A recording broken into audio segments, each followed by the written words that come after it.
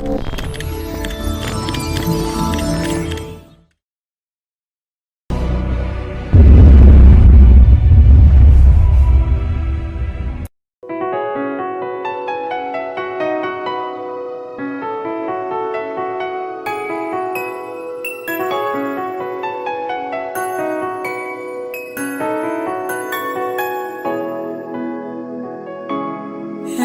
petite, petite, eza petite.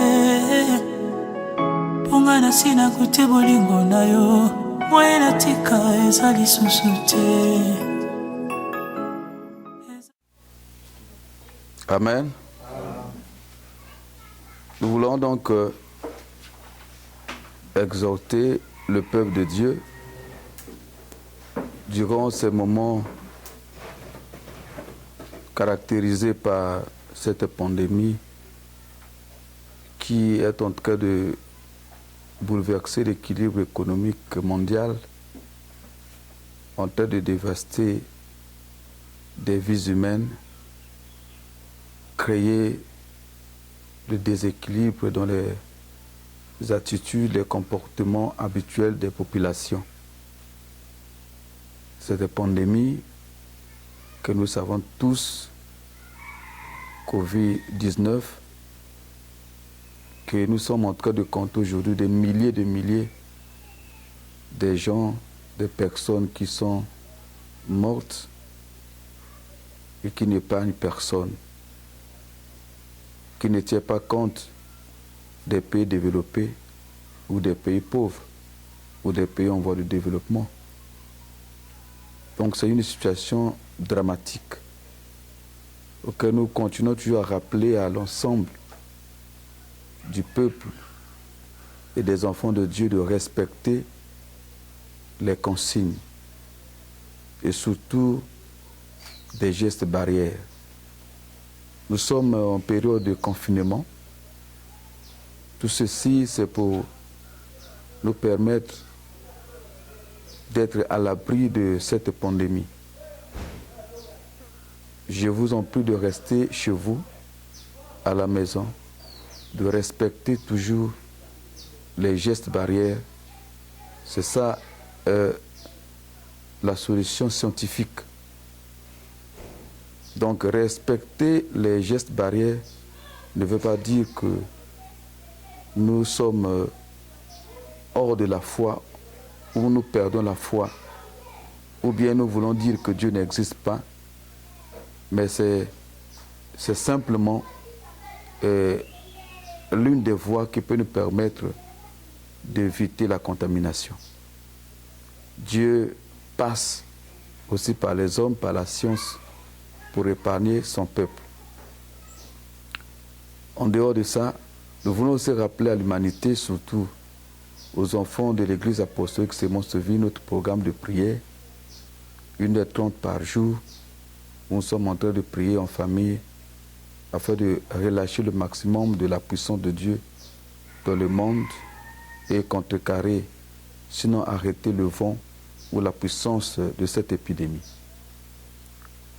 Le texte que nous voulons exploiter aujourd'hui se trouve dans Luc chapitre 21 et le verset 36. Dans Luc chapitre 21 verset 36, la Bible où Jésus est en train de nous préparer sur les événements qui vont précéder l'enlèvement de l'Église. Bien-aimés, c'est bien. Aujourd'hui, tout le monde est en train de chercher les pasteurs. Nous sommes en train de consoler les chrétiens, leur apporter l'exhortation, la consolation, l'encouragement suite à cette situation que nous sommes en train de traverser. Mais bâtir sur le roc, être fondé sur le roc, c'est même mieux que les consolations. Parce que cet événement peut passer, cette situation peut passer. Nous croyons fermement et que ça peut passer. Et ça va passer toujours un jour. Mais nous voulons rappeler qu'il y a un événement plus important, plus terrible, que le Covid-19. Il s'agit donc de l'enlèvement de l'Église. Nous les chrétiens, nous ne vivons pas par rapport aux réalités actuelles ou scientifiques, mais nous les chrétiens, nous sommes orientés par rapport à l'avènement du Seigneur. Et tout ce que nous ferons sur terre, notre façon d'être et de faire, doit être influencé par l'enlèvement du Seigneur. Parce qu'au moins là, aujourd'hui, nous avons les pistes. Comment on peut s'échapper à cette épidémie mondiale. Mais le jour de l'enlèvement, je l'ai déjà dit, et je le redis encore, ça va être soudain, d'un clin d'œil. Le Seigneur va apparaître. Il va jeter son filet pour récupérer uniquement ceux qui ont foi en lui. Donc c'est le moment de nous accrocher à Dieu, de nous rapprocher de Dieu. C'est le moment de nous redresser. La Bible dit « redressez-vous » quand ces événements, ces signes-là commencent à s'accomplir.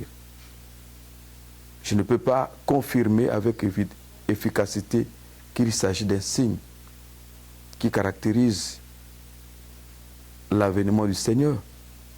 Mais au moins nous avons la conscience que nous devons être toujours prêts. Parce que quand est-ce que le Seigneur va revenir? Personne ne sait le jour, personne ne sait l'heure. Mais il reviendra. Voilà que cet événement a tout bouleversé, a tout arrêté. C'est comme un signe qui annonce quelque chose qui pourrait arriver. Les programmes des cultes bouleversés, les programmes des conférences arrêtés, les campagnes d'évangélisation arrêtées, les programmes de mariage arrêtés, des gens qui meurent comme ça, l'homme et la femme vivant dans la même maison, l'un contaminé, l'autre ne peut même plus l'approcher, ça sépare les gens. Au moment où nous parlons, il y a des gens qui ont fui la ville, se retrouvent dans les villages, donc c'est un moment difficile. Mais il y a un moment plus difficile, plus compliqué que cette épidémie mondiale. Il y a un moment plus difficile, plus atroce que ce Covid-19. Il s'agit de l'existence éternelle en enfer. Nous, les enfants de Dieu, nous savons que nous allons passer un jour.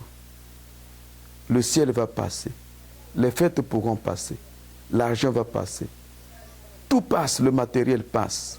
Mais nous ne fondons pas notre vie ou notre foi par rapport à ce qui est matériel. Et nous fondons notre vie et notre foi par rapport à ce qui est immatériel. Ça veut dire Jésus. Jésus reviendra un jour. Donc on s'accroche à Jésus, on l'aime parce qu'on vivra avec lui de toute éternité. Or, ce qui est sur terre est passager. C'est pour un temps. Aussi, ne devons pas oublier que sur terre, il n'y a personne qui peut vivre éternellement sur terre. La mort est là. On va toujours mourir, on va toujours passer. Peu importe la qualité de la mort et le lieu de la mort et dans quelles conditions on va mourir, l'homme est tiré de la poussière, il repartira à la poussière. Mais où est-ce que tu passeras ton éternité? Où est-ce que tu peux passer ton éternité? C'est le moment de nous redresser. Moi, je le répète, je sais que ce qui se passe actuellement, ça va s'arrêter et ça va passer.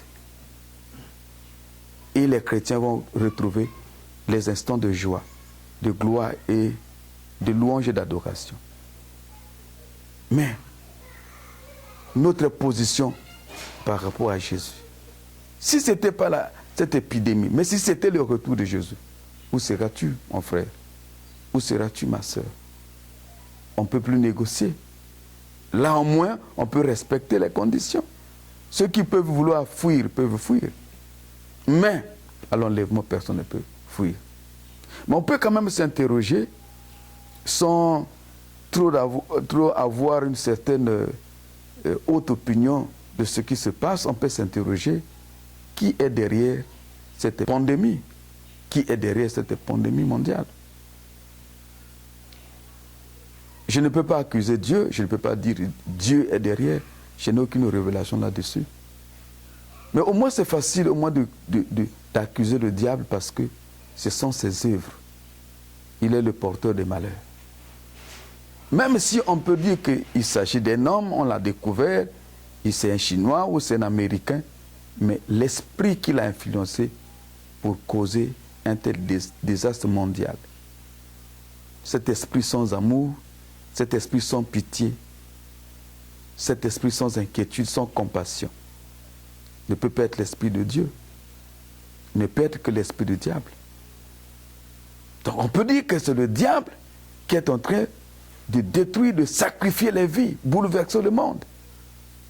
Et nous les chrétiens, nous avons la responsabilité également de riposter parce que nous avons les armes qu'il faut. Voilà pourquoi les prières des chrétiens s'avèrent à cet instant nécessaires. De la même manière que le diable relâche la puissance diabolique, satanique, pour tuer beaucoup de gens, au profit peut-être du sang des humains. Mais nous les chrétiens, nous les enfants de Dieu, nous avons la prière, afin de relâcher dans le monde et par le monde la puissance de Dieu et arrêter ce fléau mondial. Donc, chers enfants de Dieu, il ne s'agit pas d'un moment de distraction, d'un moment de repos, de relâchement. Il s'agit plutôt des moments de prière, des moments d'adoration, des moments de méditation de la parole et surtout tirer les leçons de cet événement. Mettons-nous en prière. Respectons notre programme de prière, 1h30 par jour. Mais en dehors même de ces 1h30, chaque famille peut avoir un programme. Chaque enfant de Dieu peut avoir son programme de prière individuel. On peut prier 2 heures, on peut prier 3 jours, 3 heures, on peut prier la nuit, on peut prier le jour. Mais en respectant les conditions du confinement en famille. Ce n'est que par la prière et la puissance de Dieu que nous pouvons arrêter ce fléau. Que Dieu vous bénisse.